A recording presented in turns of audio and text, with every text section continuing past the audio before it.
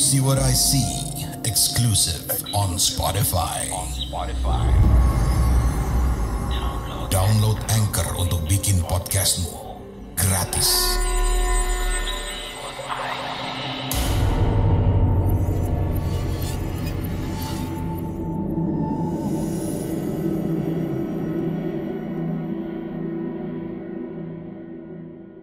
Halo warga Desa Sukawedi, kembali lagi bersama saya, Riswanda Pramarta. Kali ini saya akan membawakan cerita dari salah satu kiriman warga Desa Sukawedi yang tidak mau disebutkan namanya. Ini adalah cerita tentang seorang mahasiswa diikuti oleh sosok misterius yang selalu mengikutinya kemana-mana. Baiklah, mari kita simak ceritanya. Ini dia Mencekam.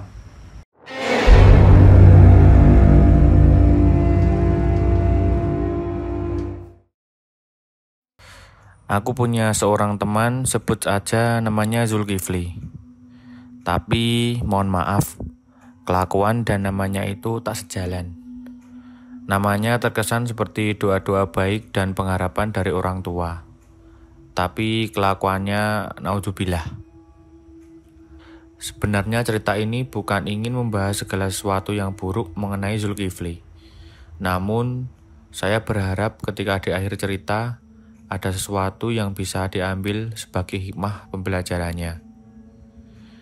Kita mulai saja. Saya dan Zulkifli berteman sejak kelas 1 SMP. Selain karena kami tinggal satu kampung, ayah saya dan ayah Zulkifli juga sangat dekat. Singkat cerita, kami selalu berada di sekolah yang sama. Bahkan ketika SMA hingga masuk ke salah satu universitas negeri di kota kami selalu bersama. Nah, karena saking percayanya, ayah Zulkifli ini menganggap saya sebagai anak yang baik. Ayah Zulkifli meminta kami kos di tempat yang sama. Katanya agar saya bisa memantau dan melihat apa saja yang dilakukan Zulkifli dan bisa melaporkannya kepada ayahnya. Zulkifli, anak sematawayang ini, menjadi kebanggaan orang tuanya. Apa-apa saja yang ia inginkan akan dikabulkan, walaupun terasa berat untuk orang tuanya sendiri. Mengapa ayah dan ibunya meminta saya untuk mengawasinya? Mungkin ayah dan ibunya ini sudah merasa dan sudah tahu gelagat-gelagat Zulkifli yang terkadang aneh. Sebenarnya saya juga bingung. Jadi menurut cerita dan penuturan ayah Zulkifli, waktu itu ketika dia kelas 3 SMA, mereka penasaran dengan isi kamar Zulkifli, karena selalu saja ditutup dan dikunci. Hingga pada suatu hari ketika Zulkifli ini lupa menutup dan mengunci pintu kamarnya, ayah dan ibunya ini masuk. Ya, pergaulan anak SMA terkadang kalau orang tuanya terlalu acuh dan abai, kadang-kadang ada-ada saja yang dilakukan anak-anak. Ya, mohon maaf, takut mungkin menggunakan narkoba, merokok, atau melakukan hal-hal yang membuat orang tua kecewa. Alhamdulillahnya, waktu ayah dan ibu Zulkifli ini mencoba untuk memeriksa kamar Zulkifli, tidak ada sesuatu apapun yang aneh. Tapi, ketika kasur Zulkifli diangkat, ayah dan ibu Zulkifli ini terkejut ketika melihat ada puluhan majalah dewasa yang ada di bawah kasur Zulkifli. Terkejutlah mereka berdua dan sejak hari itu, kemanapun Zulkifli pergi dan apa saja yang Zulkifli lakukan, ayah dan ibu mereka selalu menanyakan kepada saya, "Tolonglah Samsi, tolonglah ibu dan bapak ini. Zulkifli itu anak ibu dan bapak satu-satunya. Kalau dia belok-belok jalannya, bagaimana nasib bapak dan ibu ini? Dia mulai jarang sholat, jarang mengaji, jarang melakukan hal yang baik. Bapak dan Ibu pikir otaknya sudah terkontaminasi dengan sesuatu. Ucapnya hari itu dan semenjak saat itu, di mana ada Zulkifli, maka selalu ada Samsi.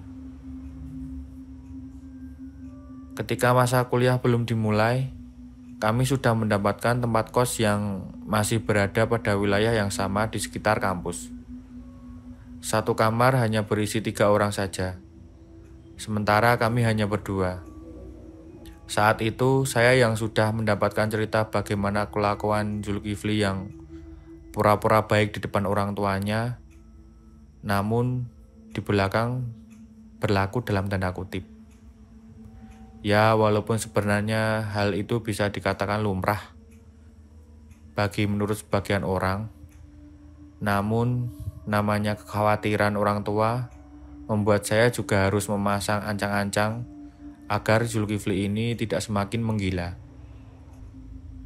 Saya takutnya dengan adanya rangsangan-rangsangan dari majalah-majalah dewasa itu, Zulkifli ini mainnya kejauhan dan sulit akan kembali.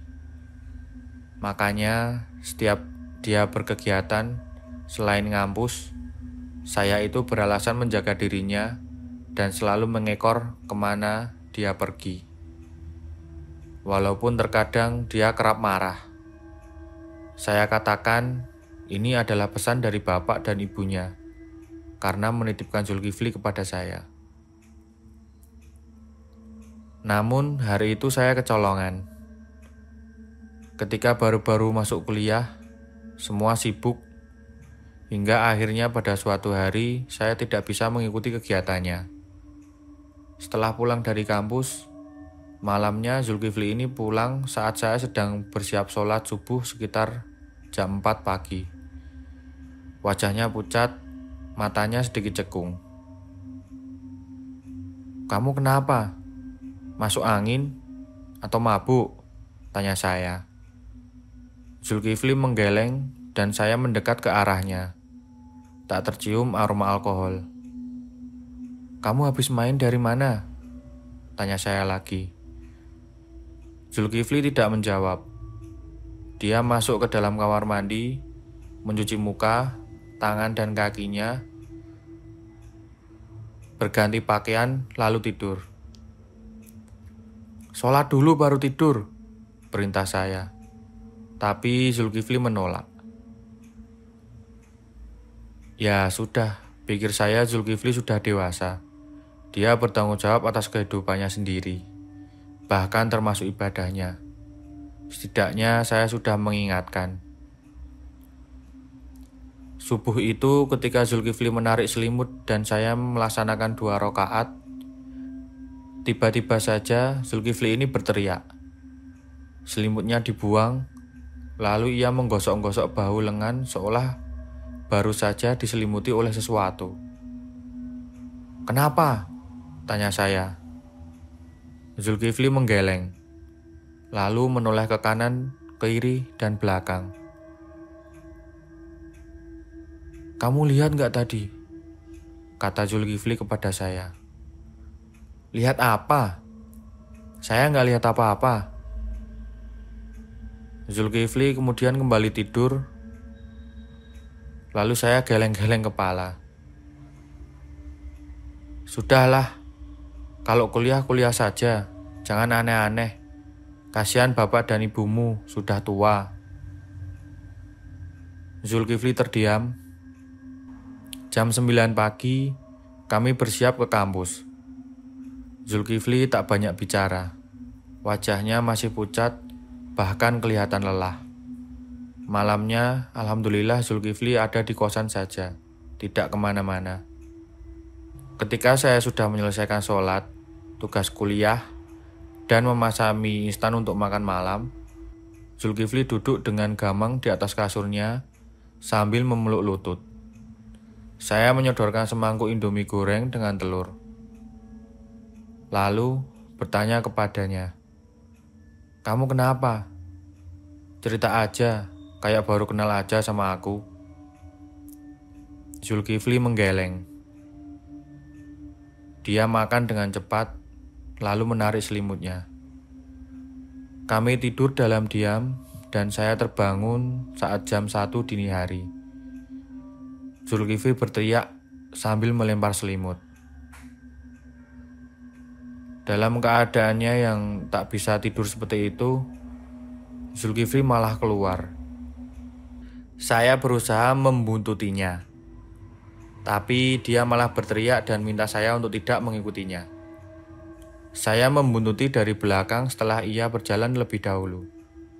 Zulkifli seperti masuk dalam sebuah kawasan dalam tanda kutip, tempat berkumpulnya wanita-wanita yang mohon maaf menjajakan dirinya. Saya tidak berani masuk.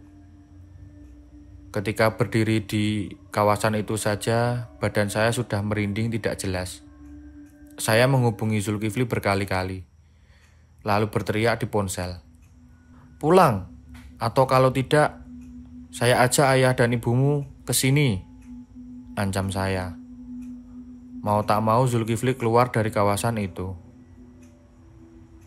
Karena ancaman saya itu, Zulkifli anteng untuk beberapa hari. Namun setiap tengah malam, ia selalu saja terbangun dengan sebuah teriakan, selimut yang terlempar, lalu gestur-gestur tubuh yang seolah sedang kegelian akan sesuatu. "Kamu kenapa? Apa yang kamu lakukan? Ceritalah. Kita ini sudah teman lama banget malahan. Apakah kamu melakukan sesuatu di luar sana?" tebak saya. Zulkifli diam. Bibir kering itu mulai bercerita. Namun tiba-tiba saja matanya tertuju pada gorden taman yang tertiup angin pelan. Meliuk-liuk ketika saya periksa, jendelanya tertutup. Saya tak tahu dari mana asalnya angin itu. Singkat cerita, dosen banyak memberikan tugas kuliah. Saya tak bisa mengawasi Zulkifli terus-terusan. Sebagian waktu di luar waktu kuliah, saya habiskan di perpustakaan sehingga pada jam pulang kampus agak sedikit terlambat. Saya bahkan sering sholat 5 waktu di kampus. Malam itu, Zulkifli tak pulang. Dia pulang sekitar jam 2:30 saat saya bersiap untuk sahur, puasa Senin Kamis. Tubuhnya compang-camping, pakaiannya seperti ditarik-tarik sesuatu. Ujung bibirnya berdarah. "Kamu kenapa? Apa ada yang ganggu kamu?" Zulkifli menggeleng, namun tersenyum puas. Saya merasa aneh. Dia bukan seperti Zulkifli yang saya kenal. Saya seret dia ke kamar mandi, lalu saya guyur dengan air dingin. Betapa kecewanya mungkin ayah dan ibu Zulkifli ketika tahu bahwa anaknya kerap pulang malam. Entah apa yang ia lakukan di luar sana. "Kamu ngapain di luar sana?" tanya saya. Zulkifli menggeleng, lalu kembali tersenyum. Benar-benar aneh. Seolah dia sedang mendapatkan kebahagiaan bagi dirinya sendiri. Setelah mandi, saya melemparinya dengan handuk lalu meminta dia untuk beristirahat dan tidak kemana-mana. "Kali ini, saya jemput bapak dan ibu kamu untuk datang ke sini. Kamu jangan macam-macam," ancam saya waktu itu. Zulkifli tidur dan baru tertidur setengah jam, dia kembali berteriak-teriak. Selama beberapa bulan, Zulkifli dalam keadaan seperti itu. Namun, ketika benar-benar sudah seperti orang gila, tak lagi kuliah dan keluar rumah, akhirnya pada suatu hari dia menceritakan kepada saya. Malam itu malam Jumat. Lampu padam dan semua wilayah di sekitar kota kami memang turun hujan yang sangat deras. Cuaca benar-benar sangat dingin. Zulkifli duduk, meringkuk sambil menunjuk pada sebuah titik. "Samsi, kamu lihat nggak wanita itu?" "Wanita apa?" tanya saya. "Wanita yang ada di dekat jendela sana." Saya menggeleng, melan ludah, lalu mengucap istighfar. Hawa memang benar-benar terasa dingin. Kami hanya diterangi oleh 2 senter yang berasal dari ponsel. "Kamu ngapain di luar sana? Dosa apa yang sudah kamu buat?" Zulkifli menggeleng, menangis, lalu meremas kepalanya. "Aku tak bisa tidur. Wanita itu selalu memelukku dan berada di punggung, menggerayangiku.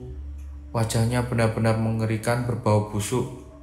Bola matanya seolah akan menggelinding dari cangkangnya. Lidahnya panjang. Dia tanpa pakaian. Aku pikir dia wanita yang cantik," ucap Zulkifli meracau tidak jelas. Tak mungkin Zulkifli berbohong. Tak mungkin juga dia berada dalam pengaruh alkohol karena ia terus-terusan berkata bahwa ada seorang wanita jelek yang selalu memeluknya ketika ia tengah tidur di malam hari. 5 bulan Zulkifli dalam keadaan seperti itu. Saya membawanya pulang ke kampung dan mengatakan apa yang semua saya tahu. Lalu ayah dan ibu Zulkifli membawanya berobat. Sementara saya kembali melanjutkan kuliah. Sesekali saya pulang ke kampung dan sampai sekarang Zulkifli masih seperti itu. Yang masih menjadi misteri, saya tidak tahu apa ada hubungannya tempat yang Zulkifli kunjungi itu dengan ketakutan-ketakutannya setiap malam. Menurut teman-teman, apa yang terjadi pada Zulkifli? Kamu punya pengalaman horor? Kirim ceritamu ke podcast.ceritahoror@gmail.com.